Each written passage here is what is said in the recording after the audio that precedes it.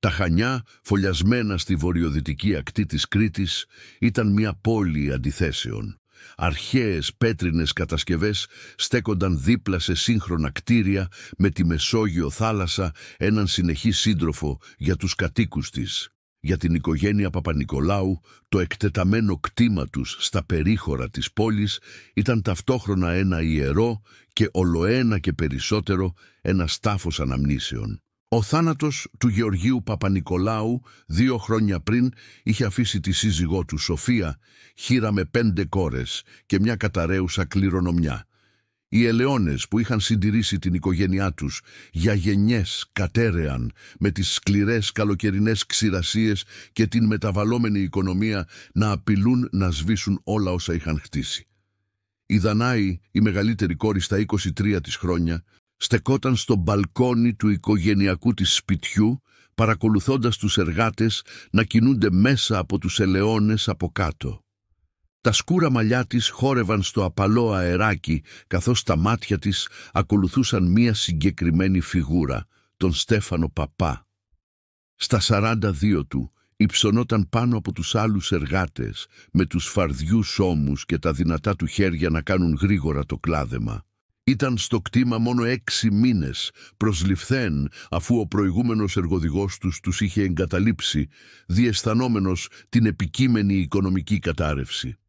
Ο Στέφανος ήταν διαφορετικός, ήσυχος, επιμελής και ένθερμα πιστός στη γη, με έναν τρόπο που θύμιζε στη Δανάη τον πατέρα της. Το νοικοκυριό είχε αλλάξει δραματικά από τότε που πέθανε ο πατέρας της. Η μητέρα της απελπιζόταν ολοένα και περισσότερο, με τις ρητίδες γύρω από τα μάτια της να μακραίνουν με κάθε αποτυχημένη σοδιά και τα χρέη να αυξάνονται.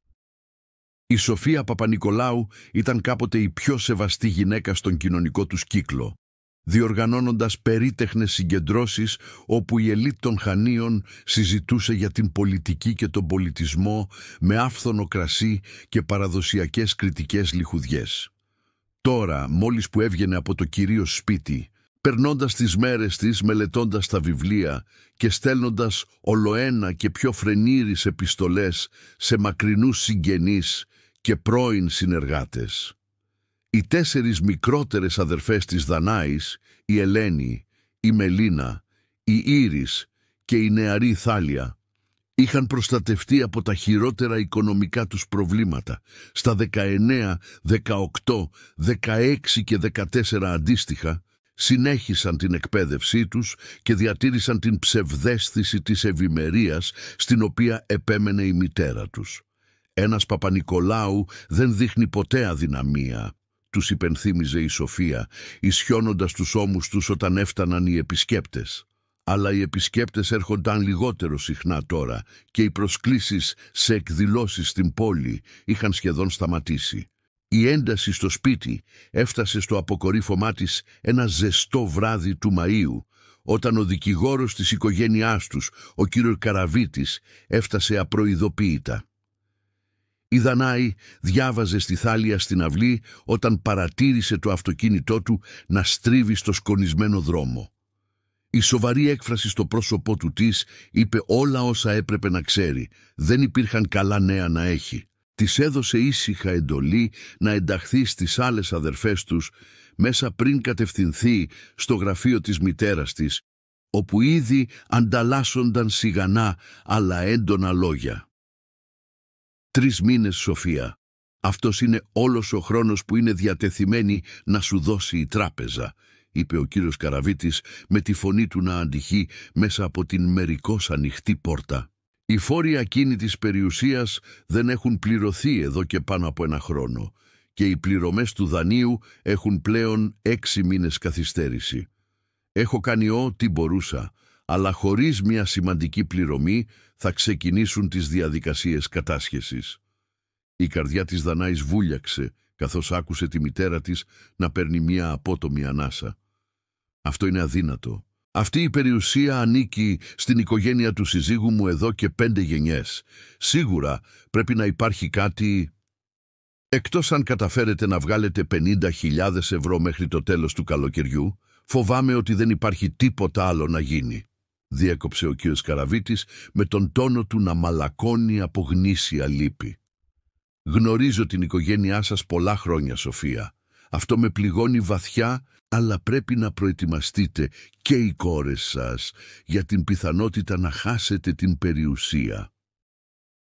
Από τη θέση της στο διάδρομο, η Δανάη μπορούσε να δει το πρόσωπο της μητέρας της να ζαρώνει στιγμιαία, προτού η γνώριμη μάσκα αποφασιστικότητας επιστρέψει στη θέση της. «Άφησέ μας», είπε σταθερά η Σοφία. «Θα βρω μια λύση. Η κληρονομιά Παπα-Νικολάου δεν θα τελειώσει υπό την ηγεσία μου». Μετά την αναχώρηση του δικηγόρου, η Δανάη περίμενε από τη μητέρα της να συγκαλέσει μια οικογενειακή συνάντηση για να είναι επιτέλους ειλικρινής με τις μικρότερες αδερφές της σχετικά με την επισφαλή κατάστασή τους. Ανταυτού, η Σοφία κλειδώθηκε στο γραφείο του εκλειπώντος συζύγου της για 3 ημέρες, βγαίνοντας μόνο για σύντομες στιγμές για να δεχτεί τους δίσκους με το φαγητό που άφηνε η Δανάη έξω από την πόρτα.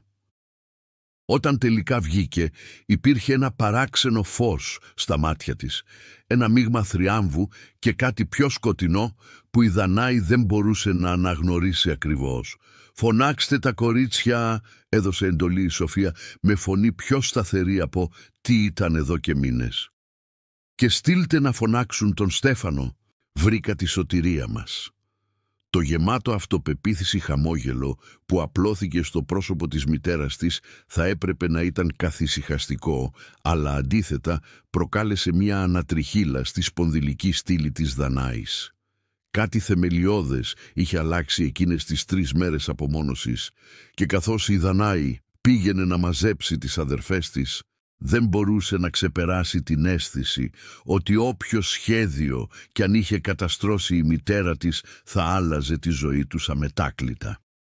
Εκείνο το βράδυ, καθώς τα μελτέμια φυσούσαν από τα λευκά όρη, μεταφέροντας το άρωμα του άγριου θυμαριού και της ρίγανης, οι γυναίκες Παπα-Νικολάου συγκεντρώθηκαν στην επίσημη τραπεζαρία. Ο κρυστάλλινος πολυέλαιος που κάποτε φώτιζε τα πολυτελή δείπνα έριχνε τώρα σκιές πάνω στις 5 αδερφές που κάθονταν στη μία πλευρά του τεράστιου δρύινου τραπεζιού με τη μητέρα τους επικεφαλής και το πιο ασυνήθιστο τον Στέφανο να στέκεται άβολα δίπλα στο τζάκι, με το μεγάλο του σώμα να φαίνεται παράτερο ανάμεσα στις ντελικάτες αντίκες και τα οικογενειακά πορτρέτα. Η Σοφία είχε ντυθεί για την περίσταση με ένα από τα πιο όμορφα ρούχα της. Ένα ραμμένο μαύρο φόρεμα που τόνιζε την κομψή ακόμα σιλουέτα της, με τα σκούρα μαλλιά της με τις ασημένιες ρίγες τραβηγμένα προς τα πίσω από το πρόσωπό της.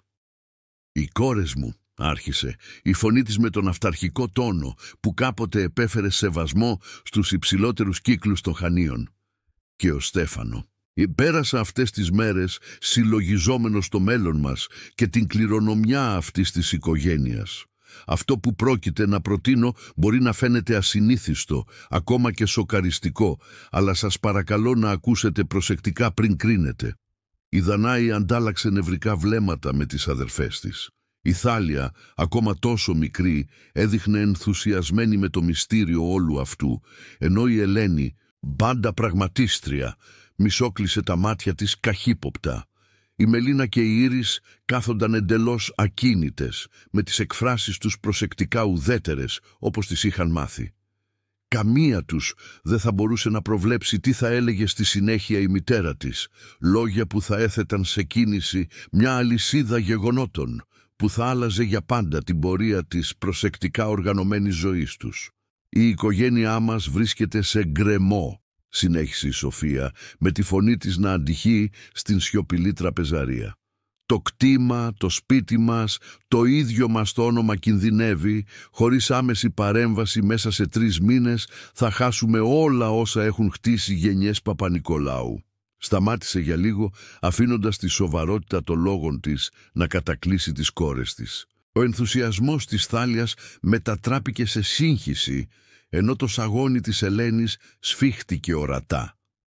Η Μελίνα άπλωσε το χέρι της Ήριδας κάτω από το τραπέζι, με τα δάχτυλά τους να μπλέκονται σε σιωπηλή υποστήριξη. Η Δανάη κρατούσε τα μάτια της καρφωμένα στον Στέφανο, του οποίου η δυσφορία φαινόταν να μεγαλώνει με κάθε στιγμή που περνούσε. Τα μεγάλα του χέρια ήταν σφιχτά δεμένα πίσω από την πλάτη του, το ψηλό του σώμα άκαμπτο από την ένταση. Υπήρχε κάτι στην έκφρασή του, ένα μείγμα παρέτησης και αποφασιστικότητας, που υποδήλωνε ότι ήξερε ήδη τι επρόκειτο να της προτείνει η μητέρα της. «Στην αρχαία Κρήτη», συνέχισε η Σοφία με τη φωνή της να αποκτά μια σχεδόν ευλαβική χρειά, οι γραμμές αίματος θεωρούνταν ιερές. Οι Μινωίτες καταλάβαιναν ότι η δύναμη, η νοημοσύνη και η ομορφιά έπρεπε να καλλιεργούνται μέσω προσεκτικής επιλογής. Οι πρόγονοί μας δεν δεσμεύονταν από τη συμβατική ηθική που περιορίζει τη σύγχρονη κοινωνία. Έπαιρναν αποφάσεις με βάση την επιβίωση και την ευημερία των μελλοντικών γενεών. Ένας κόμπος σχηματίστηκε στο στομάχι της Δανάης, καθώς η μητέρα της σηκώθηκε από την καρέκλα της και περπάτησε αργά προς τον Στέφανο. «Έχω ερευνήσει εκτενώς τις επιλογές μας. Δεν μπορούμε να εξασφαλίσουμε άλλο δάνειο. Δεν έχουμε πλούσιους συγγενείς πρόθυμους να παρέμβουν. Αλλά αυτό που έχουμε», έγνεψε πλατιά για να αγκαλιάσει τις κόρες της, «είναι η δυνατότητα να δημιουργήσουμε μία νέα κληρονομιά. Μία κληρονομιά που θα συνδυάζει την οικογένεια Παπανικολάου με συγκεκριμένες ιδιότητες που θα διασφαλίσουν τη συνεχή ευημερία της οικογένειάς μας». Το δωμάτιο έπεσε σε θανάσιμη σιωπή, καθώς η Σοφία έβαλε το χέρι της στο μπράτσο του Στέφανου. «Επέλεξα το Στέφανο όχι μόνο για τα σωματικά του χαρακτηριστικά, αν και είναι σίγουρα εντυπωσιακά. Έχει ύψος σχεδόν 2 μέτρα. Το ακαδημαϊκό του υπόβαθρο, πριν οι οικονομικές δυσκολίες τον αναγκάσουν να ασχοληθεί με χειρονακτική εργασία, ήταν στις γεωργικές επιστήμες. Η οικογένειά του, αν και ταπεινή, έχει ιστορικό μακροζωίας και εξαιρετικής υγείας. Το πιο σημαντικό, έχει επιδείξει ακλόνητη πίστη σε αυτή την κληρονομιά στο σύντομο χρονικό διάστημα που είναι μαζί μας». Η Δανάη ένιωσε σαν το πάτωμα να κινείται κάτω από τα πόδια της, καθώς η πρόθεση της μητέρας της γινόταν φρικτά ξεκάθαρη. Η Ελένη ήταν η πρώτη που μίλησε, με φωνή σφιγμένη από το σοκ. «Μητέρα, δεν είναι δυνατόν να υπονοείς». «Δεν υπονοώ, Ελένη. Λέω τι θα συμβεί», τη διέκοψε απότομα η Σοφία. «Ο Στέφανος συμφώνησε να κάνει παιδιά με τον καθένα σας. Σε αντάλλαγμα θα λάβει μερική κυριότητα της περιουσίας και μία θέση εξουσίας στην οικογενειακή μας επιχείρηση μόλις αναζωογονηθεί». Το πρόσωπο της Θάλιας είχε χάσει κάθε χρώμα. Τα 14 χρόνια της φάνηκαν ξαφνικά οδυνηρά νέα. Η Μελίνα είχε αφήσει το χέρι της Ήριδας και τώρα κρατούσε την άκρη του τραπεζιού τόσο σφιχτά που οι αρθρώσεις των δακτύλων της είχαν ασπρίσει. Η Δανάη ένιωσε ένα κύμα ναυτίας, καθώς κοίταξε τον Στέφανο, του οποίου τα μάτια ήταν τώρα καρφωμένα στο πάτωμα, με την ντροπή εμφανή σε κάθε γραμμή του δυνατού σώματός του. «Αυτό είναι τρέλα», κατάφερε τελικά η Δανάη, σηκώνοντας την καρέκλα της. «Δεν είμαστε ζώα αναπαραγωγής. Δεν πρόκειται για αρχαία Κρήτη. Αυτό που προτείνεις είναι...» Πάλεψε να βρει λέξεις αρκετά δυνατές για να εκφράσει την αποστροφή της. «Είναι απαραίτητο», ολοκλήρωσε η Σοφία με τη φωνή της να σκληραίνει. «Τα παιδιά που θα γεννηθούν από αυτές τις ενώσεις θα εξασφαλίσουν όχι μόνο το οικονομικό μας μέλλον, αλλά και τη συνέχεια της οικογενειακής μας γραμμής. Θα κληρονομήσουν τα καλύτερα χαρακτηριστικά και των 2 γραμμών αίματος. Το πιο σημαντικό είναι ότι κάθε ένα από τα παιδιά σας θα είναι νόμιμοι κληρονόμοι αυτής της περιουσίας. Έχω ήδη συμβουλευτεί τον κ. Σκαραβίτη, αν και φυσικά πιστεύει ότι απλώς συζητάμε επιλογές υιοθεσίας. Με 5 πιθανούς κληρονόμους να εισέρχονται στα καταπιστεύματά τους, μπορούμε να εξασφαλίσουμε μια παράταση των χρεών μας». Η Ήρης, που είχε μείνει σιωπηλή μέχρι εκείνη τη στιγμή, σηκώθηκε ξαφνικά με το λεπτό της σώμα να τρέμει. «Δεν θα το κάνω», δήλωσε με σπασμένη φωνή. «Δεν μπορείτε να μας αναγκάσετε να συμμετάσχουμε σε αυτό το πρόγραμμα αναπαραγωγής. Είμαστε οι κόρες σας, όχι τα ζώα σας». Κάτι επικίνδυνο άστραψε στα μάτια της Σοφίας. Μία ψυχρότητα που η Δανάη δεν είχε ξαναδεί. «Είσαι πρώτα απ' όλα ο Παπα-Νικολάου», απάντησε. «Η οικογένειά μας έχει κάνει θυσίες για γενιές για να διατηρήσει αυτή την περιουσία. Δεν σου ζητώ να κάνεις κάτι που οι γυναίκες σε όλη την ιστορία δεν έχουν κάνει για την επιβίωση των οικογενειών τους». Ο Στέφανος μίλησε επιτέλους με τη βαθιά φωνή του να ξαφνιάζει μέσα στη φορτισμένη ατμόσφαιρα. «Κυρία Παπα-Νικολάου, ίσως θα έπρεπε να το ξανασκεφτούμε. Οι νεαρές κυρίες είναι σαφώς στενοχωρημένες. Πρέπει να υπάρχει άλλη λύση». Η Σοφία στράφηκε προς το μέρος του με παγωμένη ηρεμία. «Έχουμε μια συμφωνία, Στέφανο. Εκτός αν θέλεις να βρεθείς όχι μόνο άνεργος, αλλά και να αντιμετωπίσεις κατηγορίες για την κλοπή για την οποία θα μπορούσα εύκολα να βρω αποδεικτικά στοιχεία. Θα τηρήσεις τη δέσμευσή σου». Γύρισε πίσω στις κόρες της. «Το ίδιο ισχύει για την καθεμία από εσάς. Αυτή η περιουσία δεν είναι απλώς το σπίτι μας. Είναι η ταυτότητά μας. Χωρίς αυτήν δεν είμαστε τίποτα. Η καθεμία από εσάς θα συμμετάσχει ξεκινώντας από τη Δανάη ως η μεγαλύτερη». Η Δανάη ένιωσε το αίμα να τρέχει από το πρόσωπό της, καθώς οι αδερφές της γύρισαν να την κοιτάξουν με εκφράσεις που κυμαίνονταν από φρίκι μέχρι ήκτο. «Αρνούμε», είπε με φωνή πιο δυνατή από όσο ένιωθε. «Αυτό είναι παράνομο, ανήθικο και δεν θα έχω καμία ανάμειξη σε αυτό, ούτε οι αδερφές μου». Κοίταξε το Στέφανο, του οποίου τα μάτια είχαν επιτέλους σηκωθεί για να συναντήσουν τα δικά της, γεμάτα με ένα μείγμα συγγνώμης και κάτι άλλου, μια σιωπηλή επικοινωνία που δεν μπορούσε να ερμηνεύσει πλήρως. Το γέλιο της Σοφίας ήταν εύθραυστο και χωρίς χιούμορ. «Αγαπητή μου Δανάη, πάντα τόσο ηθική. Επιτρέψτε μου να είμαι απολύτως σαφής. Δεν έχετε άλλη επιλογή. Μέχρι το τέλος του καλοκαιριού η καθεμία από εσάς θα είναι έγκυος, αλλιώς θα βρεθείτε χωρίς οικογένεια, σπίτι ή πόρους. Έχω ήδη κάνει τις απαραίτητες διευθετήσεις για να διασφαλίσω τη συμμόρφωσή σας». Έβαλε το χέρι της σε ένα σιρτάρι του μπουφέ και έβγαλε έναν φάκελο τοποθετώντας τον σκόπιμα στο τραπέζι. Τεκμηρίωση της συμφωνίας του Στέφανου, η οποία τον προστατεύει νομικά, και τεκμηρίωση των συνεπειών σε περίπτωση που κάποιος από εσάς επιλέξει να με αψηφίσει. Η Θάλια άρχισε να κλαίει απαλά, ενώ η Ελένη κινήθηκε για να την παρηγορήσει, ρίχνοντας ένα δηλητηριώδες βλέμμα στη μητέρα τους. Η Μελίνα και η Ήρης κάθονταν παγωμένες, σαν να μην μπορούσαν να επεξεργαστούν την πραγματικότητα του τι συνέβαινε. Η Δανάη κοίταξε τον φάκελο και μετά το Στέφανο, του οποίου τα μάτια τώρα έκρυβαν ένα σαφές μήνυμα. Αυτή ήταν τόσο μια φυλακή για αυτόν, όσο και για εκείνες. «Μπορείτε όλοι να αποσυρθείτε για το βράδυ για να εξετάσουμε τις θέσεις σας», ανακοίνωσε η Σοφία, σαν να μην συζητούσαν τίποτα πιο σημαντικό από το μενού της επόμενης μέρας. «Δανάη, θα μείνεις. Ήρθε η ώρα για την πρώτη σου συνάντηση με τον Στέφανο. Έχω ετοιμάσει το δωμάτιο επισκεπτών στην Ανατολική Πτέρυγα. Θα βρεις όλα όσα χρειάζεσαι εκεί». Οι άλλες αδερφές κοίταξαν τη Δανάη με τρόμο, αλλά πριν προλάβουν να διαμαρτυρηθούν περαιτέρω, η Σοφία χτύπησε δυνατά τα χέρια της. «Φύγε τώρα. Όποιος παρέμβει θα είναι ο πρώτος που θα φύγει οριστικά από αυτό το σπίτι».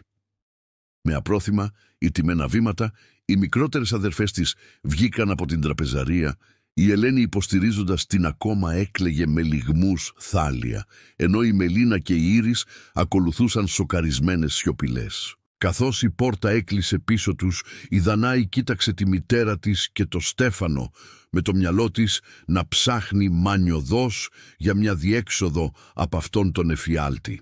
«Μητέρα, σε παρακαλώ», άρχισε, προσπαθώντας να κάνει μια τελευταία έκκληση σε όποιο μητρικό ένστικτο μπορεί να υπάρχει ακόμα μέσα στη Σοφία. «Αυτό που ζητάς, που απαιτείς, θα μας καταστρέψει, όχι μόνο το σώμα μας, αλλά και το πνεύμα μας. Πώς μπορείς να περιμένεις από εμάς να μεγαλώσουμε παιδιά που έχουν συλληφθεί με τέτοια μέσα? Πώς μπορείς να κοιτάς τα εγγόνια σου στα μάτια γνωρίζοντας πώς γεννήθηκαν? Κάτι άστραψε για μια στιγμή στα μάτια της Σοφίας, ένας στιγμιαίος δισταγμός, ίσως ακόμη και μια λάμψη της γυναίκας που κάποτε ήταν, αλλά εξαφανίστηκε τόσο γρήγορα όσο είχε εμφανιστεί, αντικατασταθεί από ατσάλινη αποφασιστικότητα. Οι συνθήκες της σύλληψης θα είναι γνωστές μόνο σε εμάς. Τα παιδιά θα μεγαλώσουν ως γνήσιοι Παπα-Νικολάοι, με όλα τα πλεονεκτήματα που αυτό συνεπάγεται. Δεν θα χρειαστεί ποτέ να μάθουν τη θυσία που έσωσε την κληρονομιά τους. Στράφηκε στο Στέφανο. Συνόδεψε τη Δανάη στην Ανατολική Πτέρυγα. Περιμένω να εκπληρώσεις την υποχρέωσή σου απόψε. Ο Στέφανος έγνεψε στεναρά, με δυσανάγνωστη έκφραση, καθώς έκανε νόημα στη Δανάη να βγει πριν από αυτόν από το δωμάτιο. Καθώς περπατούσαν στους σκιερούς διαδρόμους του σπιτιού που κάποτε συμβόλιζε την ασφάλεια και την αγάπη, αλλά τώρα έμοιαζε με μαυσολείο νεκρών αξιών, το μυαλό της Δανάης στράφηκε απεγνωσμένα στην απόδραση. Αλλά με την ευημερία των αδερφών της να διακυβεύεται και να μην έχει πουθενά να πάει, οι επιλογές της φαινόταν τόσο περιορισμένες όσο και οι τείχοι που έκλειναν γύρω της. Η ανατολική πτέρυγα του κτήματος Παπα-Νικολάου ήταν κλειστή από τον θάνατο του Γεωργίου. Καθώς ο Στέφανος οδηγούσε τη Δανάη μέσα από τον αμυδρά φωτισμένο διάδρομο, η μυρωδιά της σκόνης και της αχρησίας αναμειγνύονταν με τα αμυδρά ίχνη του λεμονέλαιου που κάποτε χρησιμοποιούνταν για το γυάλισμα των αντίκες επίπλων. Πορτρέτα αυστηρών προγόνων παρακολουθούσαν το πέρασμά τους με βαμμένα μάτια που έμοιαζαν να κρίνουν από τους τοίχους. Η Δανάη περπατούσε ξύλινα, με το σώμα της να κινείται μπροστά, ενώ το μυαλό της ούρλιαζε για διαφυγή. Όταν έφτασαν στο καθορισμένο δωμάτιο επισκεπτών, η Δανάη ξαφνιάστηκε βλέποντας ότι είχε προετοιμαστεί σχολαστικά. Φρέσκα σεντόνια κοσμούσαν το κρεβάτι με ουρανό, κεριά έριχναν μια ζεστή λάμψη σε όλο το χώρο και ένα μπουκάλι κρασί βρισκόταν ανοιχτό στο κομοδίνο δίπλα σε δύο ποτήρια. Η μελετημένη φύση της διάταξης της έκανε το στομάχι να ανατριχιάσει.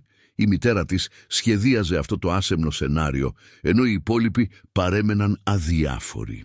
Ο Στέφανος έκλεισε την πόρτα πίσω τους και αμέσως απομακρύνθηκε από τη Δανάη όσο το επέτρεπε το δωμάτιο, τοποθετώντας τον εαυτό του στον τοίχο κοντά στο παράθυρο.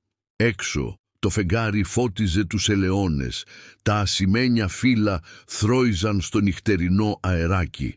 Για αρκετές μεγάλες στιγμές κανένας από τους δύο δεν μίλησε, με το βάρος της κατάστασής τους να πιέζει προς τα κάτω σαν φυσική δύναμη. «Δεν θα το κάνω αυτό», είπε τελικά η Δανάη με τη φωνή της μόλις ψιθυριστεί, «και δεν πιστεύω ότι θα το κάνεις κι εσύ. Όποια επιρροή κι αν έχει η μητέρα μου πάνω σου, όποια απειλή κι αν έχει κάνει, πρέπει να υπάρχει κι άλλος τρόπος». Μελέτησε το πρόσωπό του, αναζητώντας επιβεβαίωση ότι κι αυτός ένιωθε την ίδια αποστροφή για αυτή τη συμφωνία όσο και εκείνη. Ο Στέφανος πέρασε το χέρι του μέσα από τα σκούρα μαλλιά του, που τώρα είχαν γκριζαρίσει πρόωρα στους κροτάφους. «Η μητέρα σου έμαθε για το παρελθόν μου», είπε σιγανά. «Δεν ήμουν απόλυτα ειλικρινής όταν υπέβαλα αίτηση για αυτή τη θέση. Πριν έρθω στην Κρήτη ασχολήθηκα με γεωργική έρευνα που απέτυχε. Άνθρωποι έχασαν χρήματα, σημαντικά ποσά. Υπήρχαν νομικές συνέπειες που απέφυγα ερχόμενος εδώ, αλλάζοντας ελαφρώς το όνομά μου. Αν η μητέρα σου με καταγγείλει, αντιμετωπίζω φυλάκιση». Η Δανάη ένιωσε μια λάμψη κατανόησης, αν και αυτό δεν έκανε τίποτα για να μειώσει τον τρόμο της για την κατάστασή τους. «Άρα μας εκβιάζει και τις δύο. Εμένα με την ευημερία των αδερφών μου, εσένα με την ελευθερία σου». Έπεσε στην άκρη μιας καρέκλας, προσέχοντας να αποφύγει το κρεβάτι. «Αλλά σίγουρα βάζεις κάπου το όριο. Αυτό που ζητάει είναι τερατώδες. Προσπαθώ να σκεφτώ εναλλακτικές. Από τότε που με προσέγγισε για πρώτη φορά πριν από 3 μέρες», παραδέχτηκε ο Στέφανος με τη βαθιά φωνή του να βουρκώνει. «Στην αρχή αρνήθηκα κατηγορηματικά. παρά τις απειλές της. Αλλά μετά μου έδειξε έγγραφα. Με ερευνά εδώ και μήνες φαίνεται. Έχει αρκετά στοιχεία για να διασφαλίσει ότι δεν θα ξαναδουλέψω ποτέ πουθενά και τον παρακίνησε η Δανάη όταν δίστασε και απείλησε την αδερφή μου και τα παιδιά της στην Αθήνα. Εξαρτώνται από τα χρήματα που στέλνω. Αν με φυλακίσουν δεν θα έχουν τίποτα. Τα μεγάλα του χέρια σφίχτηκαν σε γροθιές στα πλευρά του. Δεν είμαι περήφανος για τη συμφωνία μου, κυρία Παπανικολάου, αλλά δεν είδα άλλη επιλογή. Η Δανάη ένιωσε τον θυμό της να ανακατευθύνεται, εστιάζοντας αποκλειστικά στη μητέρα της και στην περίτεχνη παγίδα που είχε στήσει. Πρέπει να βρούμε μια άλλη διέξοδο. Για όλους μας. Εσένα, εμένα, τις αδερφές μου. Σηκώθηκε ξαφνικά, περπατώντας στο δωμάτιο καθώς το μυαλό της δούλευε. Χρειαζόμαστε χρόνο. Αν φανεί ότι συμμορφωνόμαστε ενώ σχεδιάζουμε κρυφά την απόδρασή μας. Ο Στέφανος την παρακολουθούσε με ένα μείγμα ελπίδας και σκεπτικισμού. «Η μητέρα σου θα ελέγχει», είπε προσεκτικά. Την ξεκαθάρισε ότι περιμένει. Στοιχεία. Ένα κοκκίνισμα διαπέρασε το λαιμό της Δανάης καθώς κατάλαβε το εννοούσε. «Δεν είναι δυνατόν, μπορεί και θα το κάνει», διέκοψε ο Στέφανος με βλοσιρό ύφος. Ανέφερε ένα ραντεβού με γιατρό που έχει προγραμματιστεί για αύριο. Νομίζω ότι σκοπεύει να επιβεβαιώσει ότι έχουν υπάρξει σχέσεις. Η πλήρης εξαχρίωση του σχεδίου της μητέρας της έπεσε πάνω στη Δανάη σαν κύμα, αφήνοντας την κομμένη από οργή και απελπισία. Έβαλε τα χέρια της στους κροτάφους της, προσπαθώντας να σκεφτεί μέσα από την ομίχλη των συναισθημάτων. Έπειτα δημιουργούμε τα στοιχεία που περιμένει χωρίς την πραγματικότητα. Ή χωρίς να κάνουμε αυτό που θέλει, είπε τελικά, κοιτάζοντας τον Στέφανο με αποφασιστικότητα. Και χρησιμοποιούμε όσο χρόνο μας δίνεται για να σχεδιάσουμε την απόδρασή μας, όλοι μας. Για πρώτη φορά κάτι σαν ελπίδα άστραψε στο πρόσωπο του Στέφανου. «Τι έχεις στο μυαλό σου?» Την επόμενη ώρα, καθώς τα κεριά έκαιγαν χαμηλότερα και η νύχτα βάθινε γύρω από το κτήμα, η Δανάη και ο Στέφανος σχεδίασαν την αντίδρασή τους. Θα δημιουργούσαν την εντύπωση της συμμόρφωσης, τσαλακωμένα κλινοσκεπάσματα, στρατηγικοί λεκέδες, τα φυσικά στοιχεία που η μητέρα της θα ήταν αρκετά χυδαία ώστε να αναζητήσει. Εν τω μεταξύ θα άρχιζαν σιωπηλά να συγκεντρώνουν πόρους, να κάνουν διασυνδέσεις πέρα από την εμβέλεια της μητέρας της και να προετοιμάζονται για τη στιγμή που θα μπορούσαν να απελευθερωθούν από το γκροτέσκο σχέδιο της Σοφίας. «Αδελφές μου», είπε η Δανάη, καθώς ο σχεδιασμός τους κατέληγε στο τέλος του. «Πρέπει να μιλήσω μαζί τους, να τους εξηγήσω τι κάνουμε. Πρέπει να είναι τρομοκρατημένες». Η σκέψη της Θάλιας, η οποία ήταν μόλις 14 ετών και αντιμετώπιζε τέτοιες φρικαλαιότητες, έκανε την καρδιά της να σφίγγεται από προστατευτική οργή. Ο Στέφανος έγνεψε καταφατικά. «Πρέπει να είμαστε προσεκτικοί. Η μητέρα σου θα παρακολουθεί στενά αυτές τις πρώτες μέρες. Ίσως αύριο, που υποτίθεται ότι θα ξεκουράζεστε όλοι στον κήπο, μπορώ να δημιουργήσω μία απόσπαση της προσοχής της που θα τραβήξει την προσοχή της αλλού». «Ευχαριστώ», είπε απαλά η Δανάη, συνειδητοποιώντας με έκπληξη ότι είχε βρει έναν σύμμαχο εκεί που δεν τον περίμενε. «Επειδή αρνήθηκες να γίνεις αυτός το οποίο θέλει να σε μετατρέψει», μια σκιά διέσχισε το πρόσωπό του. «Έχω κάνει πολλά λάθη στη ζωή μου, κυρία Παπανικολάου. Η χρήση νεαρών γυναικών ως ζώων αναπαραγωγής δεν θα είναι ένα από αυτά». Πέρασαν το υπόλοιπο της νύχτας οργανώνοντας προσεκτικά το δωμάτιο και στη συνέχεια κοιμόντουσαν εναλλάξ στην καρέκλα, ενώ ο άλλος φρουρούσε. Όταν ξημέρωσε πάνω από τα βουνά, ήταν έτοιμοι να παρουσιάσουν ένα ενωμένο μέτωπο ψεύτικης συμμόρφωσης που, όπως ήλπιζαν, θα τους εξασφάλιζε τον χρόνο που χρειάζονταν. Το πρωί έφτασε με ένα απαλό χτύπημα στην πόρτα.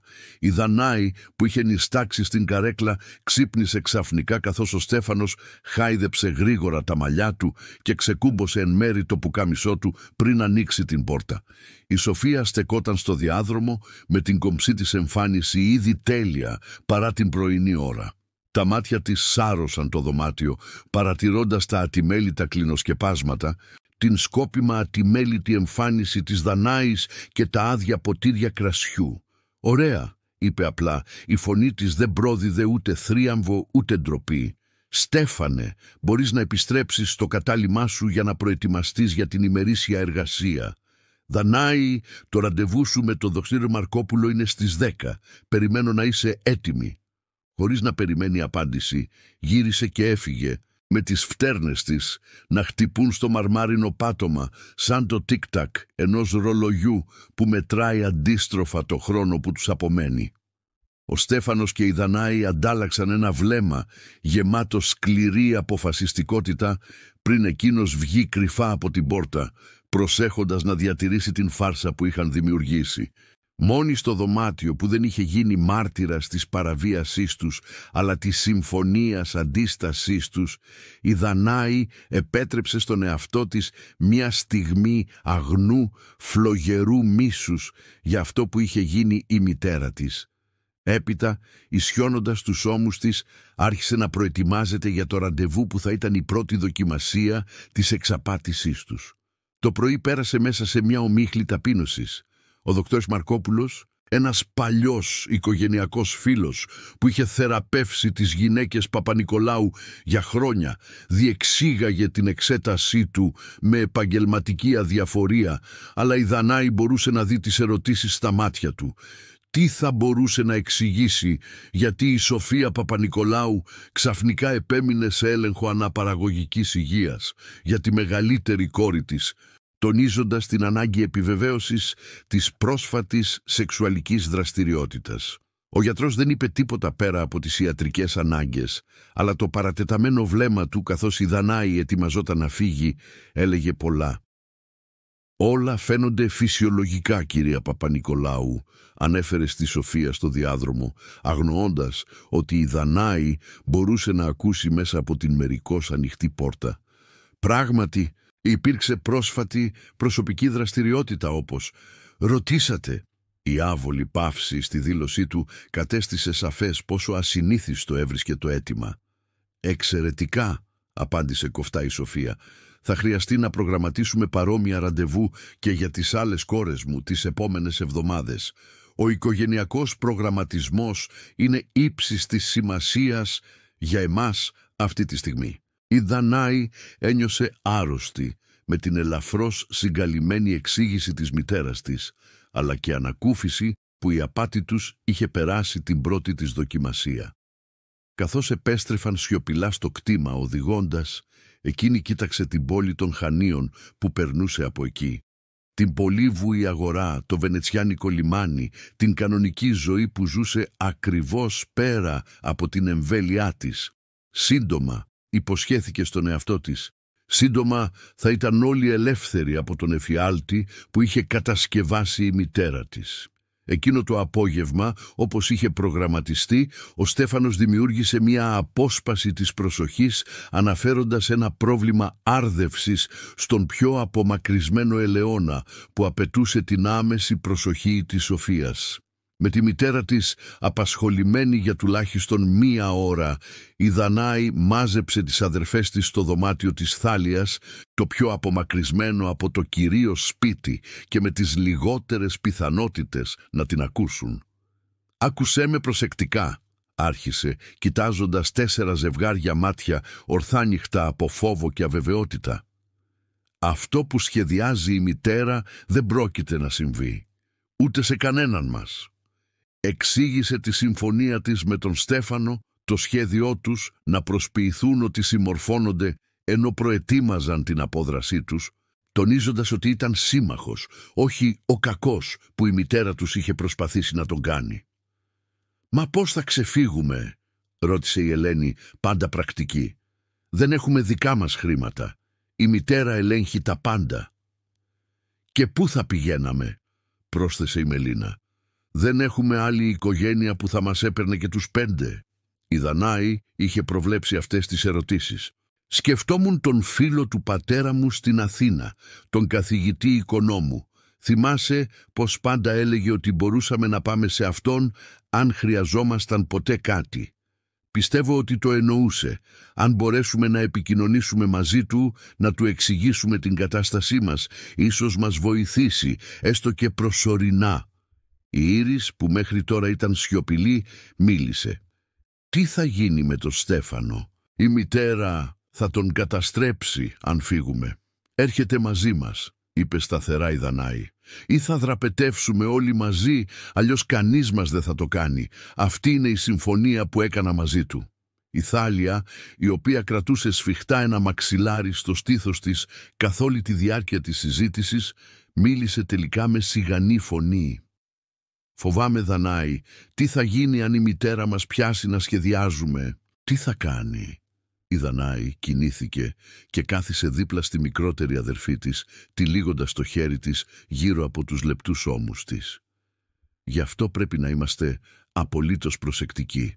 Συμπεριφερόμαστε ακριβώς όπως περιμένει. Υπάκουοι, παρετημένοι, υπάκουοι. Δεν της δίνουμε κανένα λόγο να υποψιάζεται. Και σε 2 εβδομάδες, όταν θα κάνει το ετήσιο ταξίδι της στην Αθήνα για τη συνάντηση του Συλλόγου Ελαιοπαραγωγών, θα κάνουμε την κίνησή μας». Οι αδερφές πέρασαν την επόμενη μισή ώρα βελτιώνοντας το σχέδιό τους, αναθέτοντας εργασίες και δεσμευόμενες τους ρόλους τους στην απάτη. Καθώς άκουσαν τον ήχο ενός αυτοκινήτου να επιστρέφει στην είσοδο, διασκορπίστηκαν γρήγορα, επιστρέφοντας η καθεμία στις αναμενόμενες θέσεις της γύρω από το σπίτι, με τον καινούριο σκοπό να καίγεται κάτω από τις προσεκτικά κενές εκφράσεις τους.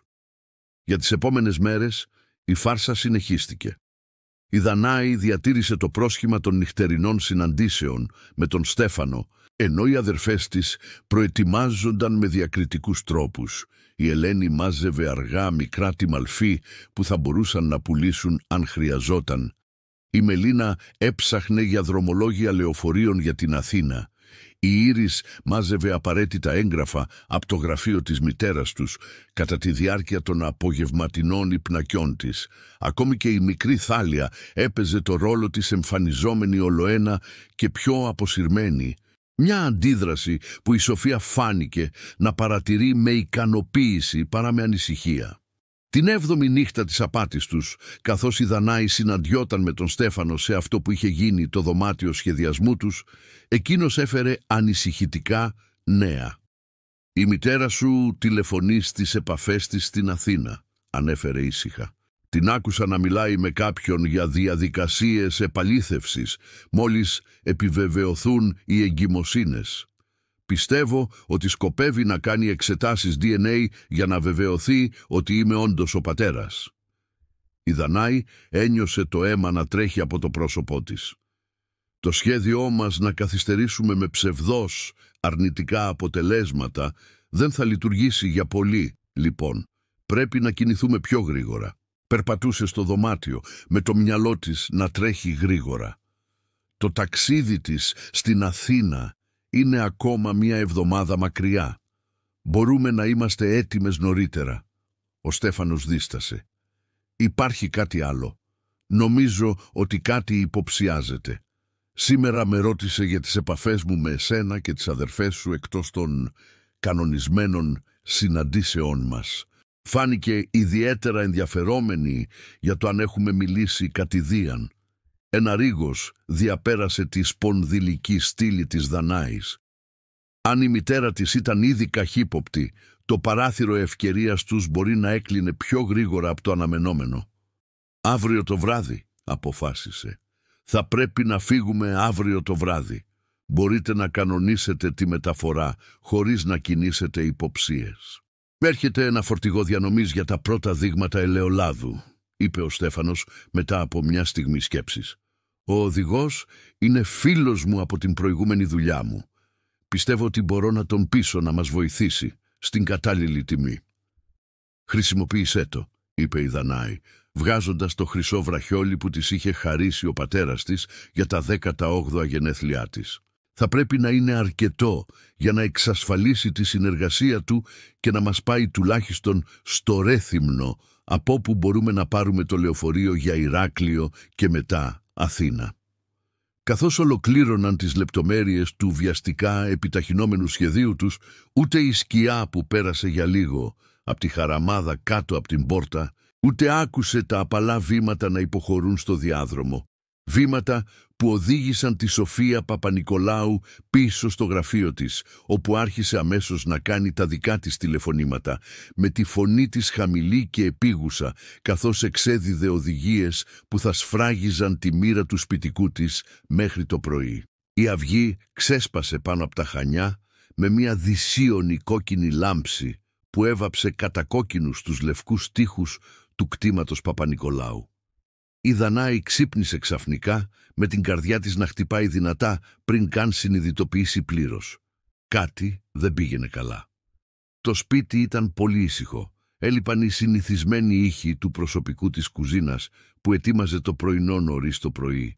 Οι μακρινές φωνές των εργατών που κατευθύνονταν στους ελαιώνες. Ντύθηκε γρήγορα και κατέβηκε κάτω. Η ένταση αυξανόταν με κάθε βήμα. Η τραπεζαρία ήταν άδεια, το τραπέζι αστρωμένο.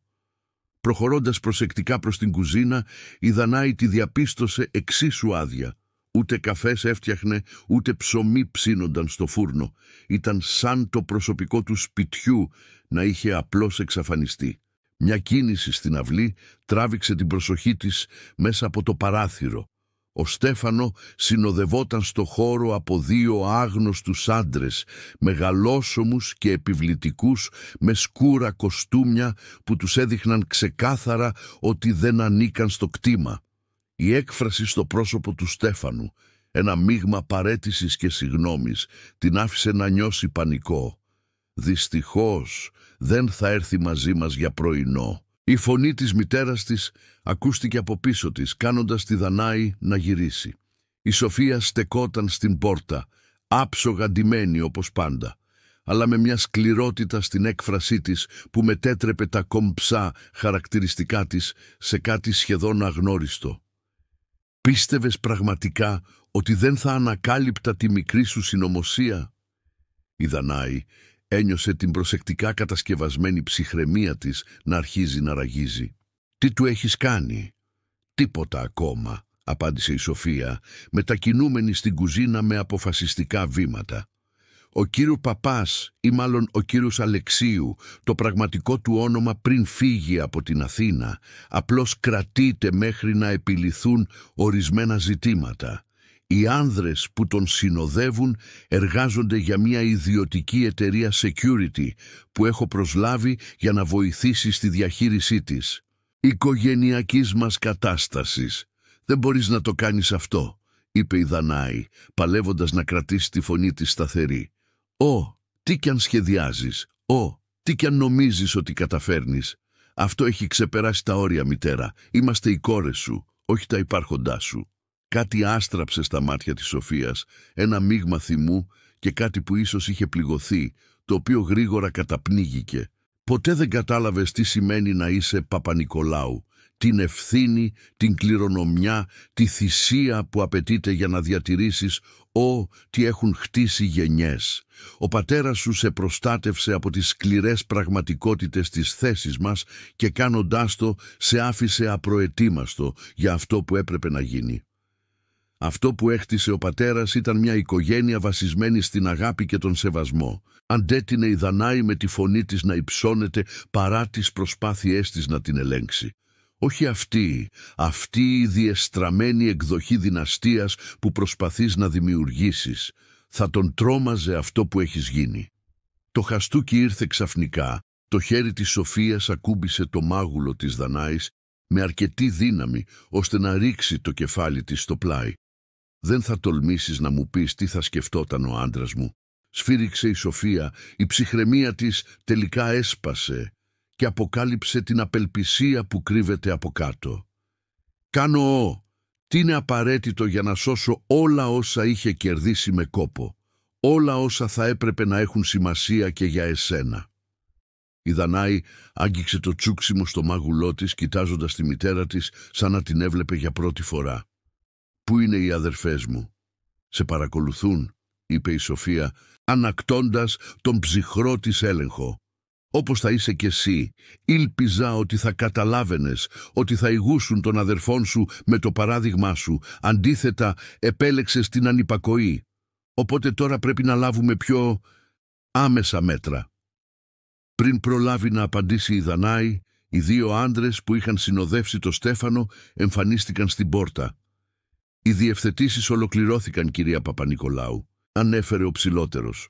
«Είμαστε έτοιμοι να προχωρήσουμε όπως μας έδωσαν οδηγίες». «Εξαιρετικά», έγνεψε η Σοφία.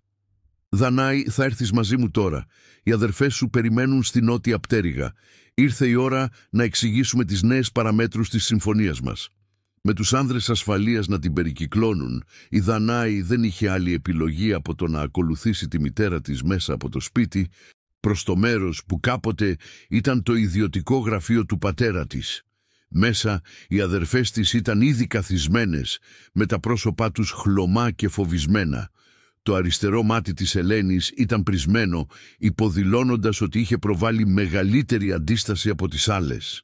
Η Θάλια έκλαιγε σιωπηλά, ενώ η Μελίνα και η Ήρης κάθονταν άκαμπτες, με τις εκφράσεις τους προσεκτικά κενές, με τρόπο που ράγιζε την καρδιά της Δανάης.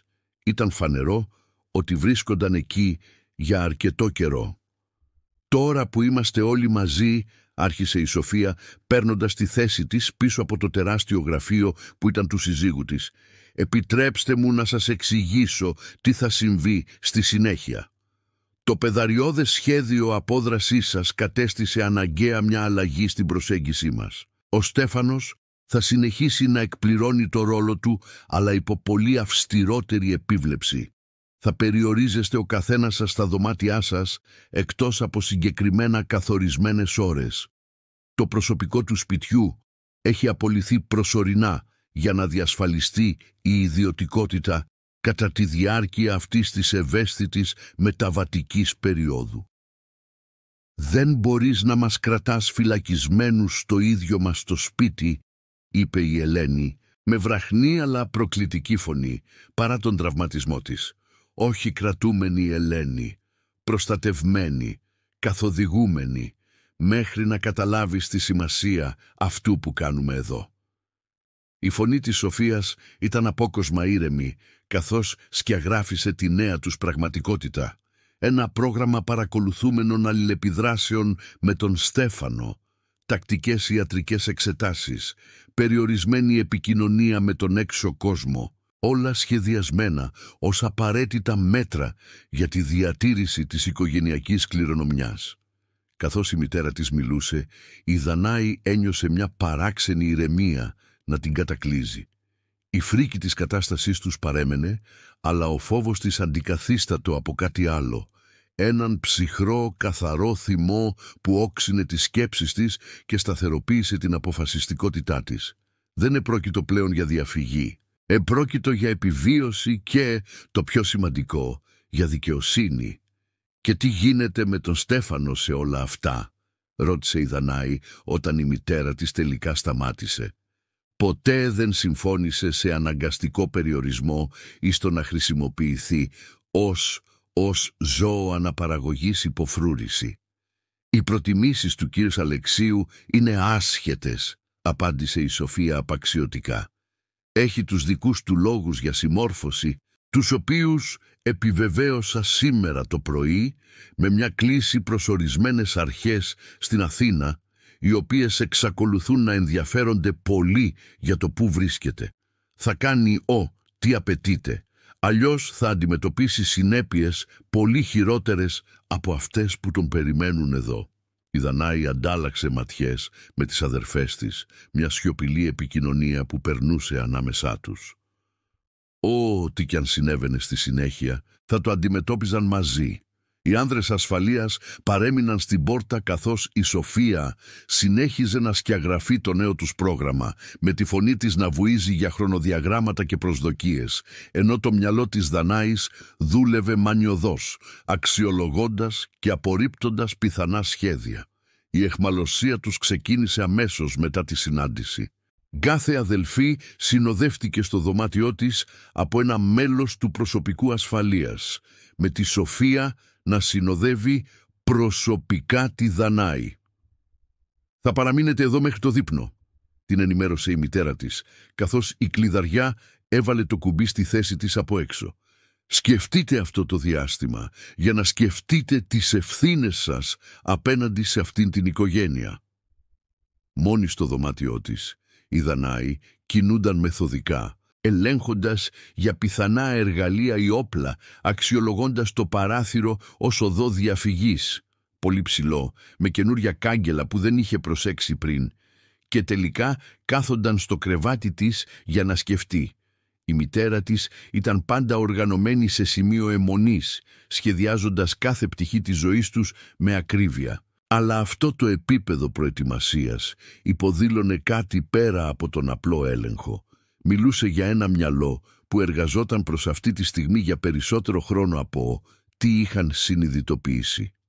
Το δείπνο εκείνο το βράδυ ήταν μια τεταμένη υπόθεση, με τις 5 αδελφές να κάθονται στη μία άκρη του τραπεζιού υπό τα άγρυπνα βλέμματα των ανδρών ασφαλείας, ενώ η Σοφία προείδρευε σαν να επρόκειτο για ένα συνηθισμένο οικογενειακό γεύμα. Ο Στέφανος ήταν αξιοσημείωτα απόν. «Πού είναι?» ρώτησε τελικά η Δανάη, σπάζοντας τη σιωπή που είχε επικρατήσει στα 2 πρώτα πιάτα. «Ξεκουράζεται», απάντησε η Σοφία, πίνοντας μια απαλή γουλιά κρασί, το πρώτο του. «Ραντεβού είναι προγραμματισμένο για αύριο, με την Ελένη, αφού προς το παρόν έχεις αποδείξει ότι δεν είσαι αξιόπιστη». Το πυρούνι της Ελένης έπεσε με κρότο στο πιάτο της, το πρόσωπό της έσβησε από το χρώμα. Η Μελίνα άπλωσε το χέρι της κάτω από το τραπέζι, ενώ η Ήρης κοίταζε τη μητέρα τους με απροκάλυπτο μίσος. Μόνο η Θάλια φαινόταν αδιάφορη, με το νεανικό της πρόσωπο, καλυμμένο με μία μάσκα μουδιασμένου σοκ που ανησύχησε τη Δανάη περισσότερο από οποιοδήποτε ξέσπασμα. «Αυτό δεν είναι βιώσιμο», είπε προσεκτικά η Δανάη, μετρώντας τα λόγια της. «Δεν μπορείτε να μας κρατάτε κλειδωμένους για πάντα. Οι άνθρωποι θα κάνουν ερωτήσεις». Ο δοκτώρ Μαρκόπουλος φαινόταν ήδη καχύποπτος. Το προσωπικό θα μιλήσει όταν επιστρέψει. Ο υπεύθυνος του Αμπελώνα θα αναρωτηθεί γιατί καθυστερούν οι αποφάσεις. Κάτι τρεμόπαιξε στην έκφραση της Σοφίας, η πρώτη ένδειξη αβεβαιότητας που είχε διακρίνει η Δανάη. «Όλα έχουν εξεταστεί και διευθετηθεί. Αυτή είναι μια προσωρινή κατάσταση μέχρι να αποδεχτείτε όλοι τους ρόλους σας. Μόλις επιβεβαιωθούν οι πρώτες εγκυμοσύνες, μπορούμε να αρχίσουμε να επιστρέφουμε σε μια πιο φυσιολογική ρουτίνα». Ο αδιάφορος τρόπος που αναφέρθηκε στην αναγκαστική εγκυμοσύνη τους προκάλεσε ένα ρίγο στη Δανάη, αλλά συνέχισε, νιώθοντας τη μικρή ρογμή στη βεβαιότητα της μητέρας της. «Και όταν γεννηθούν τα παιδιά θα μείνουν κι αυτά φυλακισμένα. Πώς θα εξηγήσεις 5 εγκυμοσύνες χωρίς την παρουσία πατέρων? Το σκάνδαλο και μόνο θα κατέστρεφε τι έχει απομείνει από το όνομα Παπα-Νικολάου. Θα γίνουν γάμοι φυσικά», είπε η Σοφία σαν να ήταν προφανές. «Θα κανονιστούν με κατάλληλους άντρες που κατανοούν τη συμφωνία. Ο Στέφανος θα λάβει την αποζημίωσή του, αλλά δεν θα έχει νομική αξίωση στα παιδιά. Όλα έχουν προγραμματιστεί. Μόνο εσύ», επεσήμανε η Δανάη. «Ο πατέρας δεν θα το ενέκρινε ποτέ αυτό. Το ξέρεις αυτό. Βαθιά μέσα σου πρέπει να ξέρεις ότι αυτό δεν διαφυλάσσει την κληρονομιά του. Την διαστρεβλώνει». Για μια στιγμή η μάσκα της Σοφίας έπεσε εντελώς, αποκαλύπτοντας μια φευγαλαία λάμψη από τη θλίψη και την απελπισία που καθοδηγούσαν τις πράξεις της. «Ο πατέρας σου μας άφησε ευάλωτους», είπε με ξαφνικά τραχιά φωνή. «Έκανε κακές επενδύσεις τα τελευταία του χρόνια. Εμπιστεύτηκε τους λάθος ανθρώπους. Με άφησε να σώσω, τι μπορούσα από τα λάθη του, να διαφυλάξω κάτι για εσάς τα κορίτσια να κληρονομήσετε. Αυτός είναι ο μόνος τρόπος». «Δεν είναι», επέμεινε η Δανάη, σκύβοντας μπροστά. «Υπάρχουν πάντα άλλες επιλογές. Πώληση μέρους της γης, αναζήτηση επενδυτών για την επιχείρηση, εξυγχρονισμός της λειτουργίας.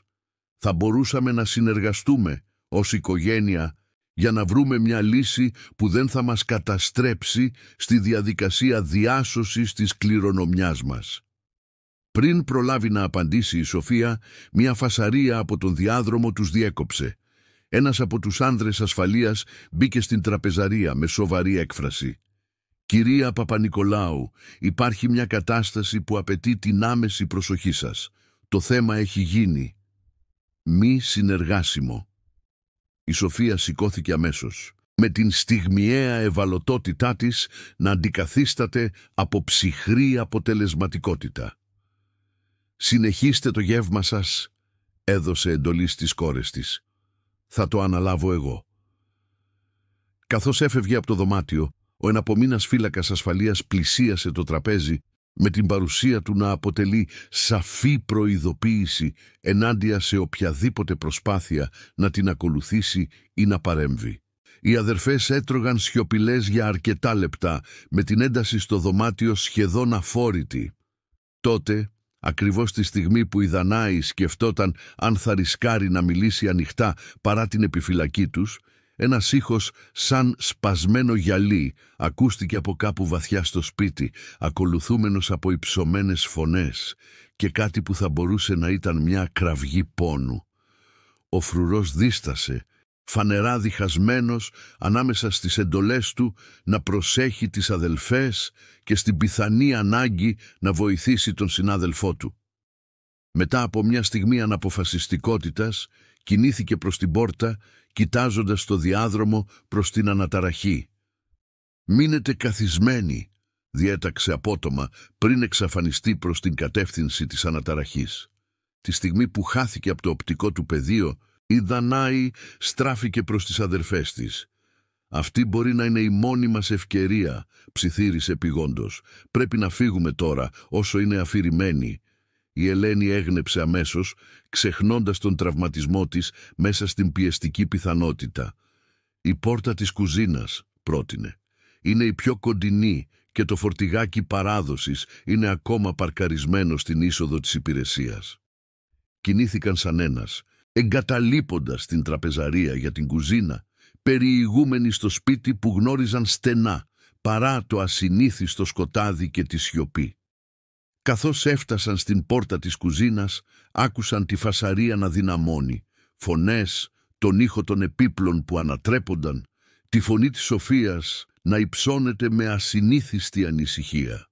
Η Δανάη άνοιξε την πόρτα μόνο και μόνο για να βρει τον Στέφανο στην άλλη πλευρά, με το πρόσωπό του μελανιασμένο, αλλά τα μάτια του καθαρά και αποφασισμένα. «Γρήγορα», είπε, δείχνοντας τους προς το φορτηγάκι παράδοσης, όπου ο φίλος του περίμενε πίσω από το τιμόνι, με τη μηχανή ήδη αναμένη. «Δεν έχουμε πολύ χρόνο». «Τι συνέβη?»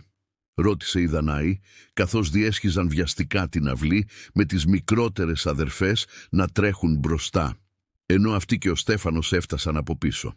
«Δημιούργησα μια διαφωνία μεταξύ των ανδρών ασφαλείας της μητέρας σου», εξήγησε, με φωνή σφιγμένη από τον πόνο που προκαλούσαν τα σπασμένα πλευρά. Ο ένας ήταν λιγότερο επαγγελματίας από τον άλλον. Μόλις άρχισαν να τσακώνονται, κατάφερα να νικήσω αυτόν που με φρουρούσε. Έφτασαν στο βαν ακριβώς τη στιγμή που φωνές ξέσπασαν από το σπίτι πίσω τους. Ο Στέφανος βοήθησε τη Θάλια να ανέβει στο πίσω μέρος και μετά γύρισε στη Δανάη. «Φύγε, θα τους κρατήσω μακριά για να φύγεις». «Δεν φεύγουμε χωρίς εσένα», επέμεινε η Δανάη, αρπάζοντάς τον από τον μπράτσο. «Αυτή ήταν η συμφωνία, ή όλοι μας ή κανένας». Για μια στιγμή φάνηκε έτοιμος να διαφωνήσει, αλλά η αποφασιστικότητα στα μάτια της πρέπει να τον έπεισε. Με ένα νεύμα ανέβηκε στο βαν πίσω της κλείνοντας τις πόρτες ακριβώς τη στιγμή που οι άνδρες ασφαλείας βγήκαν από το σπίτι, με τη Σοφία ακριβώς πίσω τους. Ο οδηγός έβαλε μπρος τη μηχανή, το βαν κινήθηκε προς τα εμπρός στο χαλικόστρωτο δρόμο, καθώς η φωνή της Σοφίας υψώθηκε σε μια έξαλλη εντολή να σταματήσει.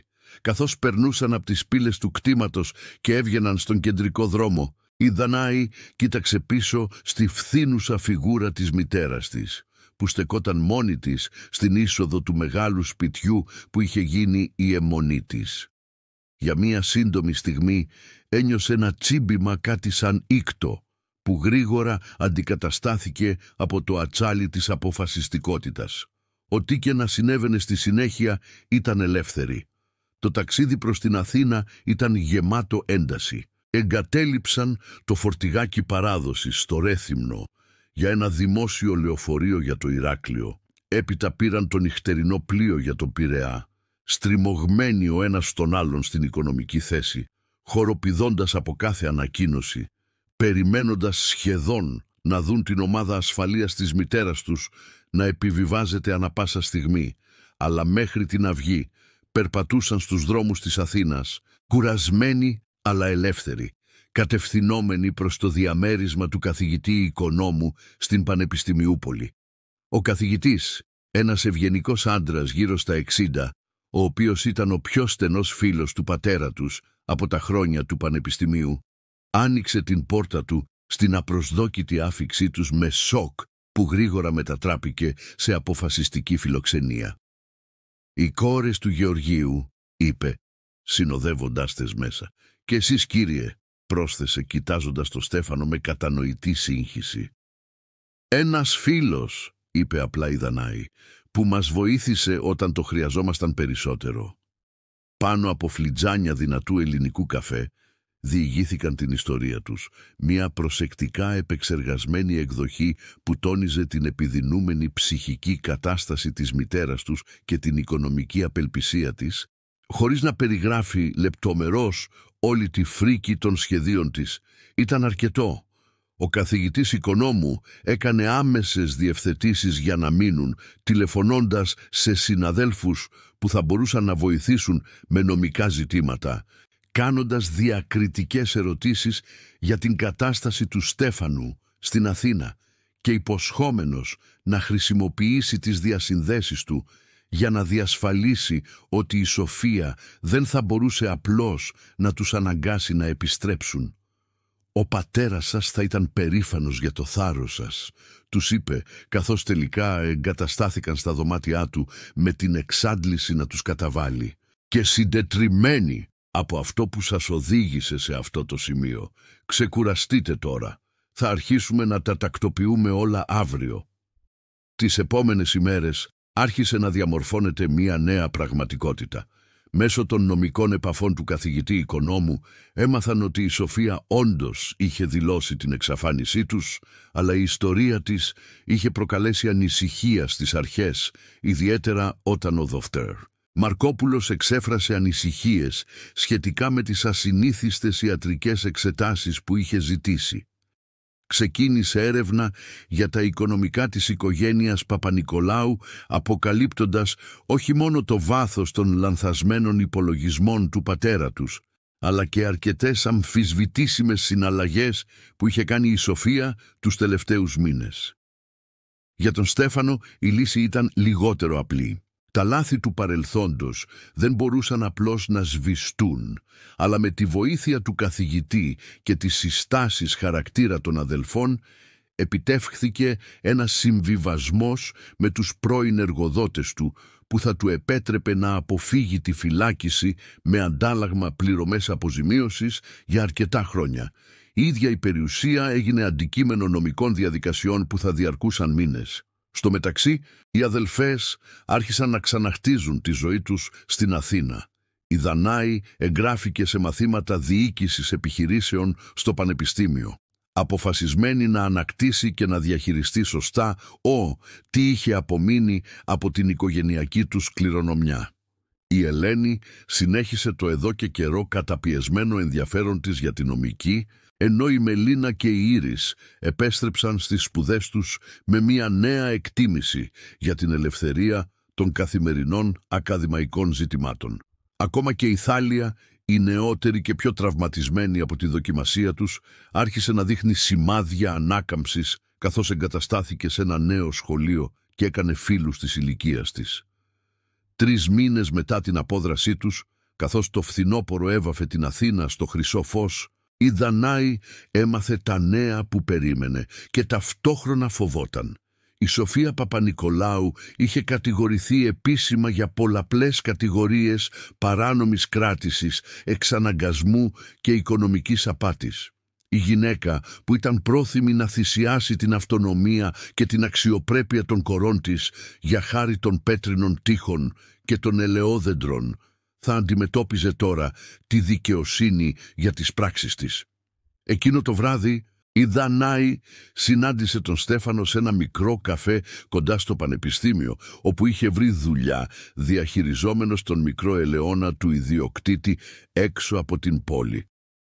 Διατηρούσαν μια στενή φιλία από τότε που έφτασαν στην Αθήνα, δεμένους από την κοινή τους δοκιμασία, αλλά επιφυλακτικούς ως προς το τι θα μπορούσε να φυτρώσει σε ένα τόσο ταραγμένο έδαφος. «Πιθανότατα θα εκτίσει ποινή φυλάκισης», είπε η Δανάη, σύροντας την επιστολή από τον δικηγόρο του στο τραπέζι. «Η περιουσία θα φυλαχθεί σε καταπίστευμα μέχρι να επιληθούν τα νομικά ζητήματα, αλλά τελικά θα περάσει σε εμάς, τις αδερφές, εξίσου». Ο Στέφανος έγνεψε καταφατικά με σκεπτική έκφραση. «Και πότε θα συμβεί αυτό? Θα επιστρέψεις στα Χανιά?» Η Δανάη σκέφτηκε το ερώτημα που τη στοιχιώνει από τότε που δραπέτευσαν. «Όχι να ζήσουμε όπως ζούσαμε πριν», είπε τελικά, «αλλά να ανακτήσουμε τον τόπο με τους δικούς μας όρους. Ναι, να τον μετατρέψουμε σε κάτι που τιμά αυτό που πραγματικά εκτιμούσε ο πατέρας μας. Όχι μόνο τη γη ή το όνομα, αλλά και την ευημερία των ανθρώπων που αγαπούσε». Τον κοίταξε επίμονα. «Θα μας βοηθήσετε όταν έρθει η ώρα. Οι γνώσεις σας για τη γεωργία, οι ιδέες σας για τον εξυγχρονισμό της επιχείρησης θα μπορούσαν να είναι ανεκτήμητες». «Μόνο ο σύμβουλος», είπε με ένα μικρό χαμόγελο. «Νομίζω ότι έχουμε βαρεθεί όλοι να ζούμε κάτω από την ίδια στέγη». Το αστείο, όσο διστακτικό κι αν ήταν, σηματοδότησε ένα σημείο καμπής. Την πρώτη φορά που κάποιος από τους δύο μπόρεσε να αναφερθεί στον κοινό τους εφιάλτη με κάτι που πλησίαζε την ελαφρότητα. Η Δανάη ένιωσε κάτι σφιγμένο μέσα στο στήθος της να αρχίζει να χαλαρώνει. Ένας χώρος που άνοιγε για δυνατότητες πέρα από την επιβίωση και τη δικαιοσύνη. Καθώς περπατούσαν πίσω στο βράδυ της Αθήνας, περνώντας δίπλα από οικογένειες, φοιτητές και τουρίστες που ζούσαν όλοι τις συνηθισμένες τους ζωές, η Δανάη αναλογιζόταν το ταξίδι που τους είχε φέρει εδώ. Η μητέρα της ήταν πρόθυμη να καταστρέψει τις κόρες της σε μια λανθασμένη προσπάθεια να διατηρήσει μια κληρονομιά. Αλλά η αληθινή κληρονομιά, κατάλαβε τώρα η Δανάη, δεν βρισκόταν σε αρχαίες πέτρες ή οικογενειακά ονόματα. Ζούσε στις επιλογές που έκανε κανείς όταν αντιμετώπιζε το σκοτάδι, στο θάρρος να απορρίψει τι ήταν λάθος, ακόμα και όταν προερχόταν από εκείνους που θα έπρεπε να σε είχαν προστατεύσει, και στην αργή προσεκτική δουλειά της οικοδόμησης κάτι νέου από τα ερείπια αυτού που είχε χαθεί. Για τις αδελφές Παπανικολάου αυτό το έργο μόλις ξεκινούσε. Το μονοπάτι που θα ακολουθούσαν δεν θα ήταν εύκολο, αλλά θα το περπατούσαν μαζί, διεκδικώντας όχι μόνο την κληρονομιά τους, αλλά και το δικαίωμά τους να καθορίζουν το μέλλον τους, μια νέα γενεαλογία χτισμένη στην ελευθερία και όχι στη βία, στην επιλογή και όχι στον καταναγκασμό. Και σε αυτό ίσως θα έβρισκαν την αληθινή σημασία του οικογενειακού τους ονόματος.